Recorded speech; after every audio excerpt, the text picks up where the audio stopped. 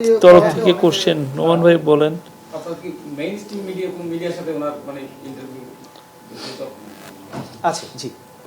এখানে বাংলাদেশ এটা ব্রিটেনে আসার one of the major issue হচ্ছে যে অ্যাসেট রিকভারি। আপনি জানেন যে বাংলাদেশের থেকে বিলিয়নস অফ ডলার্স চুরি হয়ে গেছে।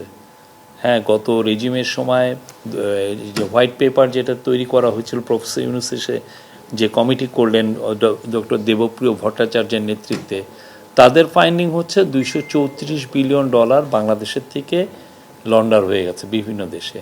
তার একটা ধারণা করা হয় যে তার একটা অংশ এই ব্রিটেনেও এসছে। তো এইটার এই অ্যাসেট রিকভারিটা কিভাবে হবে এবং এটা নিয়ে আমরা ওদের যেগুলো লিডিং এজেন্সি আছে তাদের সাথে তো আমরা কথা বলছি। তো এই সফরে, যদিও সফরের প্রফেসর ইউনূসের ডেলিগেশনের সাথে না, বাট একসাথে এসছেন ডক্টর আব্দুল মোমেন এবং আহসান হাবিব মনসুর, আমাদের সেন্ট্রাল ব্যাংকের গভর্নর, এবং মোমেন সাহেব হচ্ছেন অ্যান্টি করাপশন কমিশনের চেয়ারম্যান। তাদের এই অ্যাসেট রিকভারিটা কিভাবে করা যায়, বাংলাদেশ এইখানে যে টাকাটা এই দিকে আসছে এবং এদের সাথে, এদের এজেন্সিগুলোর সাথে কিভাবে আমরা ভালোভাবে নিবিড়ভাবে ইন্টারেক্ট করতে পারি, হ্যাঁ, সেই কাজগুলো ওনারা করবেন। এই যে পুরো ট্যুরের এটা একটা ওয়ান অফ দ্য বড় লক্ষ্য হচ্ছে এটা। আমরা আশা করছি যে এর ফলে আরও কিছু রেজাল্ট পাবো। আপনারা জানেন অ্যাসেট চুরি হওয়াটা খুব ইজি। আমি চুরি করলাম, করে পাঠিয়ে দিলাম। তো ওই চুরি হওয়ার টাকাটা আনাটা খুবই কঠিন। আপনারা যদি অন্যান্য দেশগুলো দেখেন পৃথিবীতে, এই যে মার্কোসের টাকা বলেন বা পুরো আফ্রিকা জুড়ে টাকা যারাই চুরি করেছে, টাকাটা খুব দ্রুত বিলিয়নস অফ ডলার নিয়ে গেছে। তো সেই টাকাটা আনতে, যেমন অ্যাঙ্গোলার বোধহয় একটা রিপোর্ট দেখছিলাম যে 5 বিলিয়ন ডলার না 14 বিলিয়ন ডলার ওরা মানে তাদের 14 বছর লেগে গেছে এই টাকাটা আনতে এটা, এবং ওরা বলছে যে এটাই কম।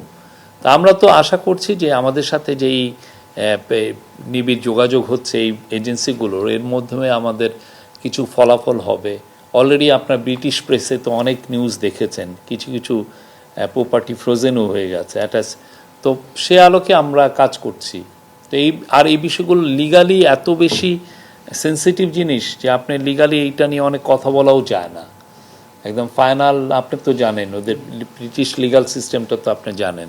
তো এই লিগালি এই বিষয়গুলোকে নিয়ে ডিল করতেও আমাদের অনেক চিন্তা, না বেগ না আমরা কথা, কিন্তু আপনাদের সামনে এই কথাগুলো হাজির করতে পারছি না যে আমরা কি করছি। অনেক ক্ষেত্রে এই রেজাল্টগুলো কি হচ্ছে, ডেভেলপমেন্টগুলো কি হচ্ছে, কতটুকু অগ্রগতি হলো, সে আলাপগুলো আপনার কাছে পুরোপুরি নিয়ে আসতে পারছি না। বাট আমি বলবো যে প্রচুর কাজ হচ্ছে, প্রচুর ভিজিট হচ্ছে এখানে।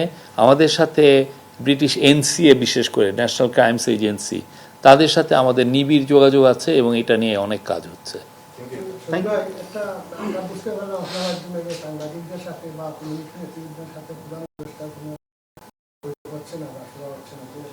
আমরা আসলে ভোটাধিকার এবং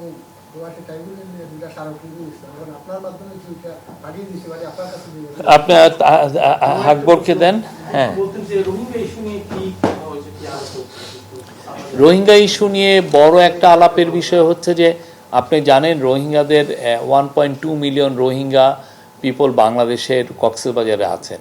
তো তাদের যে হিউম্যানিটেরিয়ান যে নিড, তাদের মান্থলি রেশন, তাদের হেলথ কেয়ার, অন্যান্য ইস্যুগুলো, ফুড, এগুলো দেখতে প্রচুর টাকা লাগে। অন অ্যান এভারেজ $500 বিলিয়ন উপরে লাগে। তো এই টাকাটার জোগাড় করাটা অনেক টাফ। তো এই টাকাটা কিভাবে জোগাড় হবে, এটার জন্য এখানে অনেক কথাবার্তা হচ্ছে। ব্রিটেন তো আপনি জানেন যে এই রোহিঙ্গা ইস্যুতে যথেষ্ট সাপোর্ট দিচ্ছে। তো আমাদের তরফ থেকে অনুরোধ হচ্ছে যে সাপোর্টটা যেন আরও বাড়ানো হয়। আর একটা হচ্ছে যে অনেকে দেশে, পুরো ওয়েস্টার্ন দেশ, পশ্চিমা দেশগুলোতে দেখবেন যে এইডের যে কাট হচ্ছে, অনেকে এইড কাট করে ডিফেন্সিভ স্পেন্ডিং বাড়াচ্ছেন, ঠিক না? এটা পুরো ইউরোপ জুড়েই হচ্ছে, আমেরিকা জুড়ে হচ্ছে।